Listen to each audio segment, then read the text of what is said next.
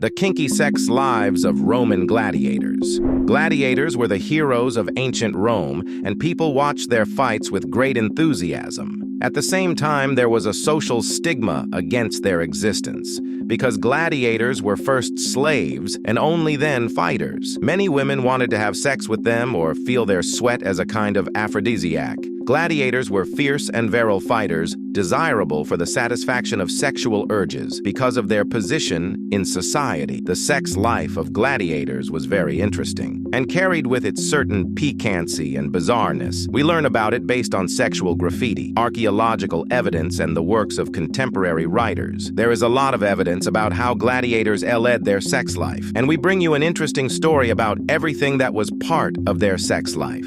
As mentioned, gladiators did not have a favorable position in ancient Rome. Most of them were slaves and prisoners, but people were fascinated by them because most of them had a similar status in society and were in the lower social classes as the gladiators. Gladiators were at the level of other men or women who sold their services like actors or sex workers. They were very brave because their lives were on the line, and every time they fought, they would face mortality. It was precise because of this risk that they had enormous respect among people. Because of their victories in the arena, they were loved by members of the fairest sex, and they attracted the attention of distinguished women who were married to numerous Roman rulers.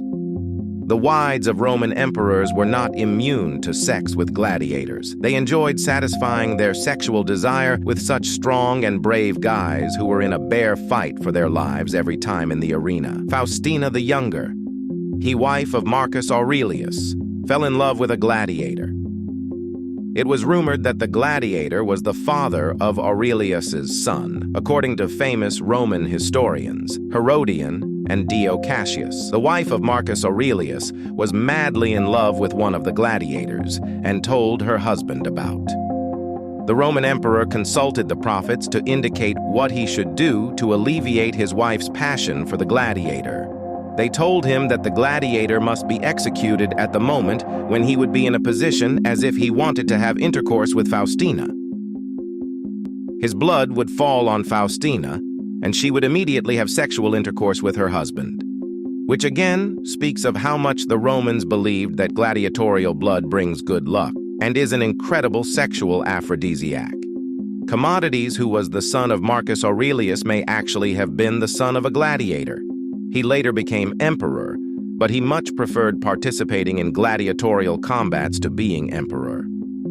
He mostly fought with gladiators who had some kind of disability or with animals.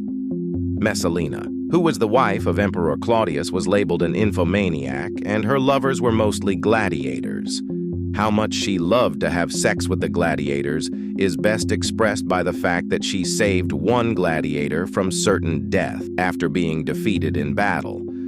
Of course, that gladiator was also her lover, so he was very lucky to be alive. The fact that gladiators were desirable men speaks well of the fact that they also highly valued their bodily fluids, such as sweat and blood, which were used as sexual aphrodisiacs. Gladiator sweat was used as a perfume and as a certain type of beauty treatment for the skin. It was even sold just as a souvenir in huge pots. Like their sweat, their blood was used as an aphrodisiac.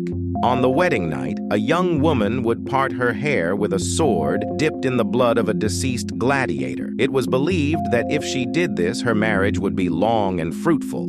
The Romans believed that the blood and sweat of gladiators would increase sexual desire. The gladiator sweat would be mixed with dirt and olive oil, and the mixture would be used as an aphrodisiac.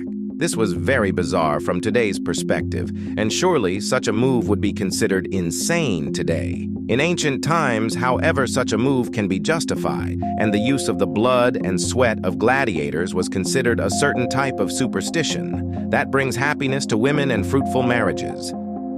In those marriages, the manly gladiators did not bring happiness only if they cheated very respectable husbands with them. In Pompeii, archaeologists have discovered graffiti that reveals how the Romans felt about their favorite gladiators.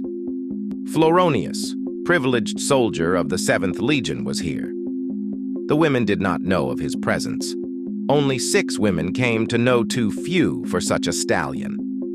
Another says, Antiochus hung out here with his girlfriend Cythera. indicating that gladiators, in fact, had girlfriends. There were also inscriptions like, Celadus the Thracian, gladiator is the delight of all the girls. Enceladus the Thrasher makes the girls moan. Such inscriptions speak about how popular gladiators were, and especially how much they were loved by the fairer sex. It is not the clearest one who wrote this type of inscription. It is suspected that this was even done by gladiators in order to build an even better reputation in society. They were all excellent fighters, slim, tall, strong, and virile men, and they were quite rightly the favorites of the ladies. Knowing what kind of guys the gladiators were, choosing those guys as your security isn't a bad move at all. Such a decision was made by many elite ladies in ancient Rome. That jaw was mostly done by retired or very well-trained off-duty warriors. It was a lucrative business, which is quite a logical thing to do with the distinguished persons they protected. Given that we are talking about the sexual life of gladiators on this occasion, it is clear that rich Roman ladies did not choose them only to protect them when they go on certain trips, but gladiators could be hired for just one night. Back then, the ladies wanted the gladiators to preserve their bodies, which would mean having sex with them. For all the reasons already mentioned, women would pay an enviable sum of money to spend the night with the gladiators. The Roman gladiators were not freely available for sex. To keep their fighting spirit high, their masters put a large ring through their foreskin. So, paying to spend the night with a gladiator literally meant getting a ring away from him. Female gladiators were not as common as male gladiators. For a long time, there was a ban on women being able to participate in gladiator fights. When they got that opportunity, they were very sexualized and attractive. They wore lawn cloths instead of tunics worn by male gladiators. They did not wear helmets to show off their beautiful faces and hairstyles. Female gladiator fights were the pinnacle of enjoyment and could often be seen at private parties held by the Roman elite. In addition to the work they normally did in the arenas, gladiators saw in sexual relations as a good opportunity to earn money. So in a way they represented a kind of escort for male prostitutes who sold their bodies to rich Roman ladies, who would later use their blood and sweat for happiness, and as an aphrodisiac in their marriages with Roman emperors. The most beautiful gladiators were the most valued, and when the fighters in the arena were chosen, their beauty was taken into account. Ugliness would destroy erotic fascination, while beauty expressed the pain and potential mortality faced by gladiators. The Roman poet Juvenal criticized women in his satires, so he was accused of misogyny. Thought women were very immoral because he wanted to prevent a friend from marrying one of those women. He wrote the story of Eppia, the wife of a Roman senator who left her husband for a gladiator. Eppia gave all the wealth of this world to be with a gladiator named Sergius, and went with him to Egypt. From another perspective, it would be an inspiring story of love, but from the Roman poet's perspective, it was the story of a very evil woman. Although the arenas saw a fight for bare life between gladiators, the atmosphere was both romantic and full of sexual charge. According to Ovid, these places were ideal to meet your soulmate because many girls came to watch these fights. Noble women were especially interested in them, and their respective husbands were very jealous. Augustus moved the women to the upper level in order to suppress the obvious sexual passion they felt for the gladiators. But it did not help him much. Women did not take their eyes off them in light to flirt with them and then enter into sexual relations. Gladiators had a huge popularity that today could be compared to some of the greatest athletes of this time. Their lives did not last long, but they were very stormy, imbued with enviable sexual activity. You had the opportunity to find out how much the rich Roman ladies loved and what they liked to do with them. Some details from their sexual life were from today's perspective.